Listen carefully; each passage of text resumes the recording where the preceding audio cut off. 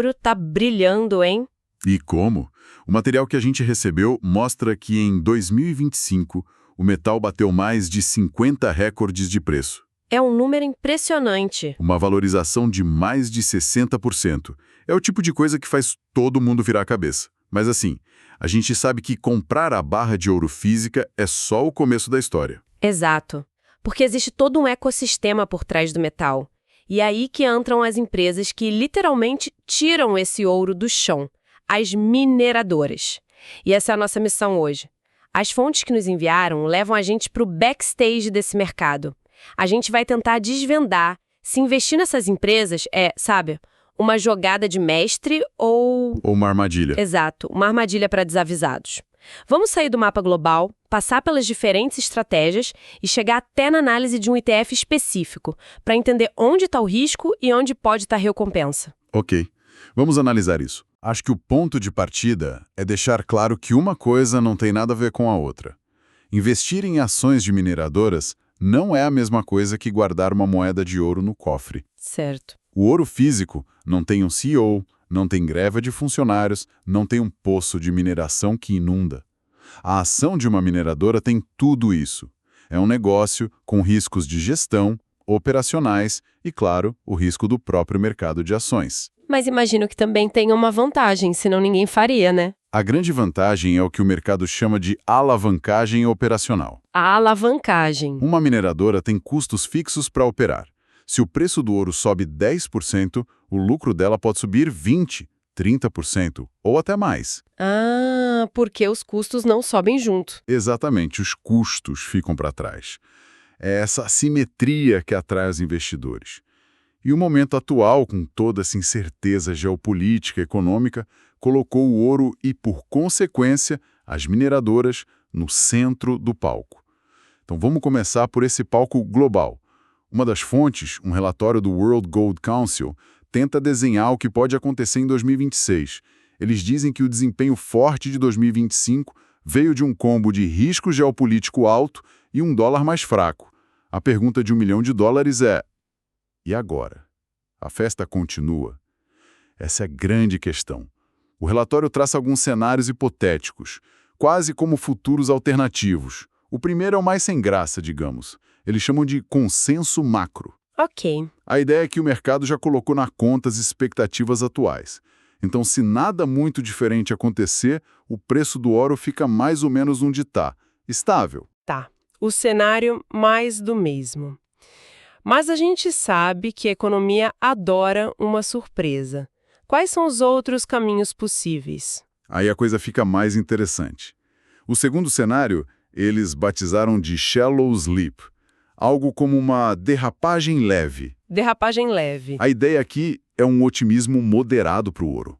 Se a economia global der uma esfriada, sabe? Não uma recessão grave, mas uma desaceleração, e os bancos centrais começarem a cortar juros... O ouro se beneficia. Isso. O relatório projeta ganhos entre 5% e 15% nesse caso. E tem o cenário oposto, o mais pessimista para a economia, que seria o melhor para o ouro, certo? Exatamente.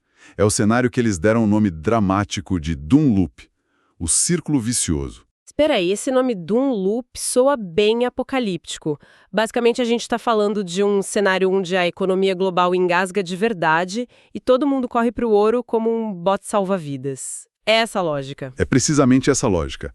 Seria uma desaceleração econômica mais forte e acontecendo em vários países ao mesmo tempo. Sincronizada. Isso, sincronizada, e somada a um aumento do estresse geopolítico.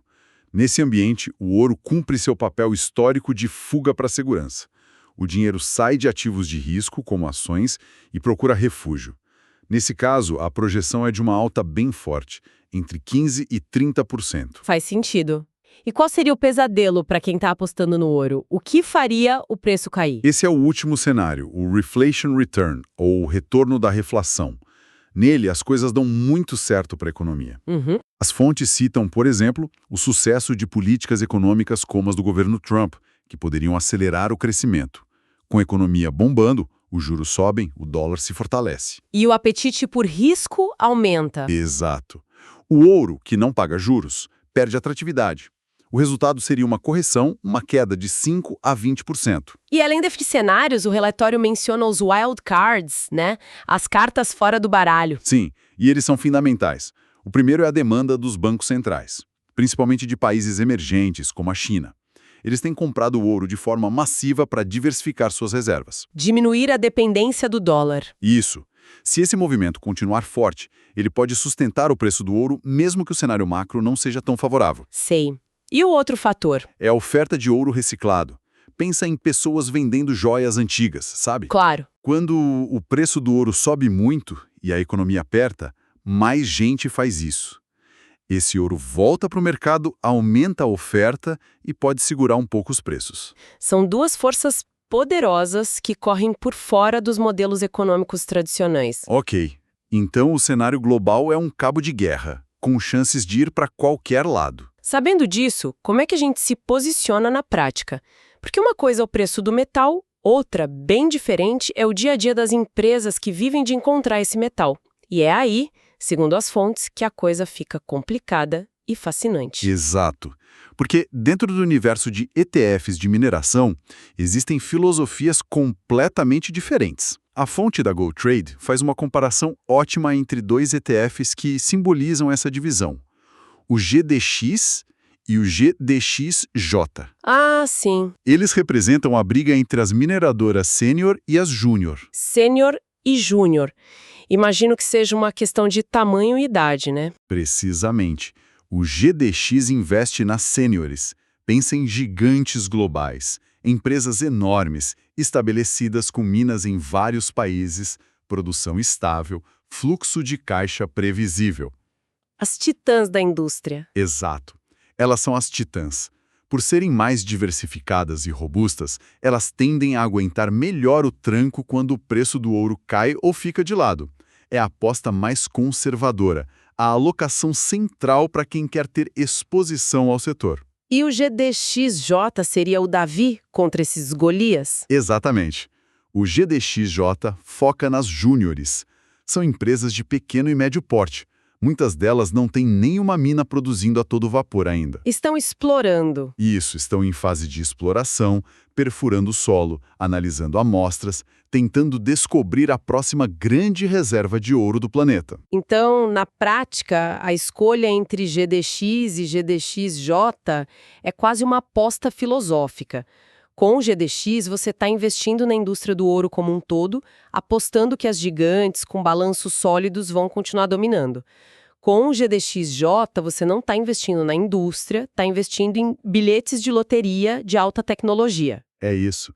Cada mineradora júnior é uma aposta de que eles vão encontrar a próxima grande veia de ouro. Essa analogia do bilhete de loteria é perfeita.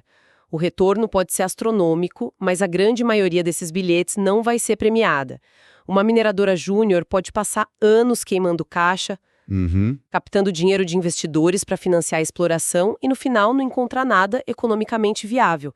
O risco de ir a zero é real. Mas se uma delas acerta, aí a mágica acontece.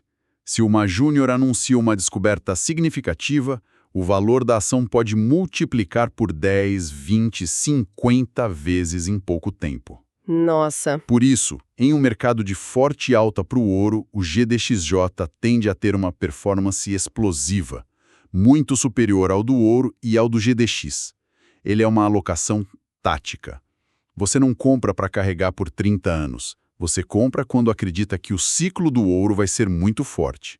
Ou seja, com o GDXJ, você precisa acertar não só o que comprar, mas quando comprar.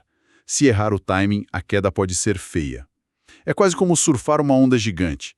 Se você pegar no momento certo, é incrível, mas se a onda quebrar em cima de você... É a definição perfeita. Em um mercado de baixa, o financiamento para essas empresas some, os projetos param e o valor delas evapora. A escolha, no fim, é sobre que tipo de risco se quer correr. O GDX é o risco do setor. O GDXJ é o risco da descoberta. Falando em apostas mais estruturadas, vamos pegar a lupa e olhar de perto um desses ETFs que investe nas gigantes, o IAUPF. Ele apareceu bastante no material que recebemos. Os números, segundo uma das fontes, são de cair o queixo. São mesmo. Cotado a $44,18, com quase 2 bilhões de dólares de patrimônio e uma rentabilidade de mais de 130% em um ano. Um detalhe que me chamou a atenção no nome é o selo UCITS. Parece importante, é tipo um selo de qualidade. É mais do que isso. É uma garantia de proteção. O CITS é uma estrutura regulatória da Europa. Esse fundo, o IAUP, é domiciliado na Irlanda e segue essas regras. E o objetivo principal é proteger o pequeno investidor de problemas de gestão e governança. E como essa proteção funciona na prática? Funciona através de várias regras bem rígidas. Uma delas é a da diversificação, a famosa regra 5-10-40. Soa como código de espião. O que significa? É basicamente um cinto de segurança para o investidor. De forma bem simplificada, ela impede que o gestor do fundo se empolgue e coloque, 30% do dinheiro em uma única empresa que ele acha que vai bombar. Ah, entendi. O fundo é forçado a se manter diversificado com limites de concentração por empresa e por emissor.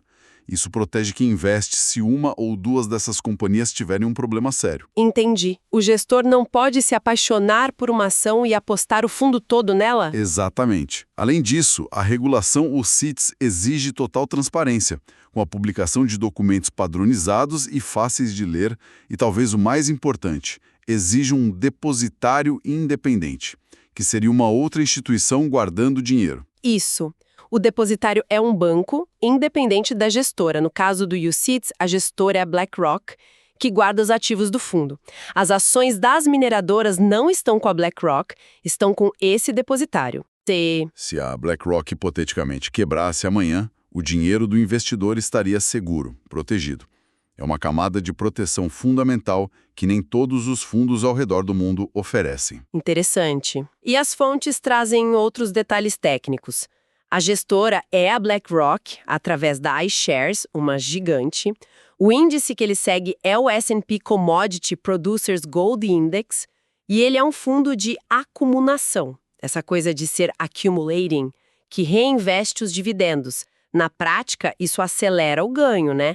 Mas significa que a pessoa não vê a cor do dinheiro até vender. É uma faca de dois gumes. Para quem tem um horizonte de longo prazo e quer maximizar o crescimento, é ótimo. O dividendo pago pela mineradora, em vez de cair na conta, é usado para comprar mais cotas do próprio fundo. A famosa bola de neve. Exato. Gera o efeito bola de neve dos juros compostos. Por outro lado, para alguém que busca uma fonte de renda passiva, esse tipo de fundo não serve, porque ele nunca distribui nada. E a taxa de administração é de 0,55% ao ano. Agora o que achei mais curioso, tem toda essa estrutura de proteção do CITS, o cinto de segurança, o depositário, mas o próprio documento do fundo classifica o risco do IAUP como 7 de 7, o nível máximo. Que paradoxo é esse? Essa é uma distinção crucial. A estrutura do fundo é segura, a governança é robusta. O que é de altíssimo risco é o ativo em que ele investe. Ah, claro! O cinto de segurança do seu carro pode ser o melhor do mundo, mas se você está dirigindo um Fórmula 1 a 300 km por hora, o risco da atividade continua sendo o máximo. Boa analogia. O IAUP investe 100% em ações de um dos setores mais voláteis que existem, o de mineração de ouro. A regulação protege o investidor de problemas no veículo, mas não da volatilidade da pista. Ótima analogia. O carro é seguro, mas a corrida é perigosa. E essa performance de 130% em um ano, claro, reflete um período em que essa corrida foi extremamente favorável. Sem dúvida. É o tipo de retorno que só aparece quando todos os planetas se alinham para o setor. É fundamental que quem olha para esse número entenda que a mesma volatilidade que o levou para cima pode, em outro cenário, levá-lo para baixo com a mesma intensidade. Claro. O acesso a ele, para quem se interessa, é via corretoras internacionais ou, às vezes, por BDRs aqui no Brasil. Beleza, então para a gente amarrar tudo que a gente conversou aqui, a jornada foi longa. Começamos com um cenário macro, que é um verdadeiro cabo de guerra, com futuros possíveis que vão do céu ao inferno para preço do ouro. Depois, vimos que a escolha entre as mineradoras sêniors e júniors é quase uma decisão sobre que tipo de risco se quer correr.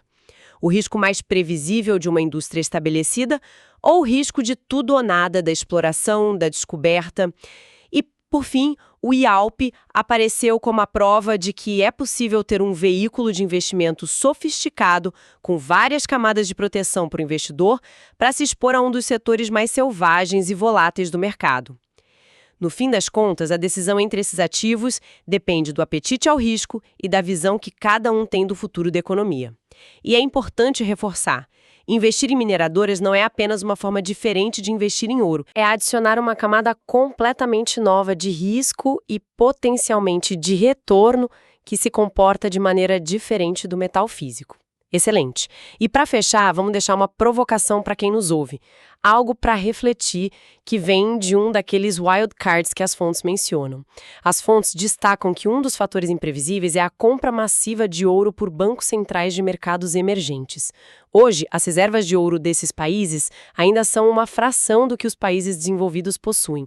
A pergunta que fica é: e se essa tendência de compra não for apenas um movimento cíclico para se proteger da inflação ou da instabilidade atual, mas sim parte de uma mudança estrutural de longo prazo, uma mudança para diversificar suas reservas e reduzir ativamente a dependência de outras moedas?